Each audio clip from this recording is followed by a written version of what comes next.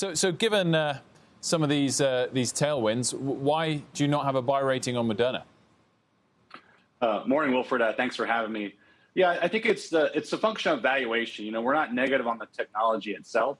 I think it's a function of look the assumptions that one would need to make for boosters. Really, to us, still think that reflects a pretty high valuation and assumption.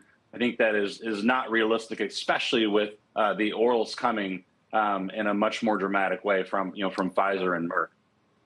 And reading some of your recent notes, despite the speed with which Moderna was able to produce this COVID vaccine, and despite a fundamental belief in their technology, you don't think that the same sort of speed will be repeated when it comes to their next sets of vaccines, drugs, treatments for other issues?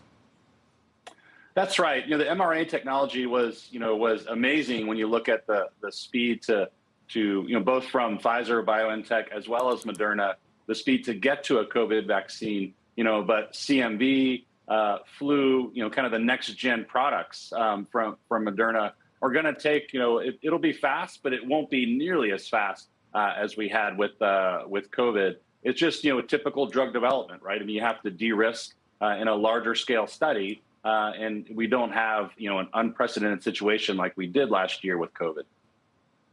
And so if Moderna's not the pick, what is your top pick for next year?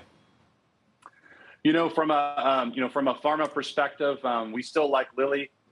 They do have a COVID antibody, but that's not really part of the story. The story really there is launch of a diabetes drug as well as an Alzheimer's drug in the middle part, the second half of next year. So in the big pharma space, that's definitely still one of our favorites.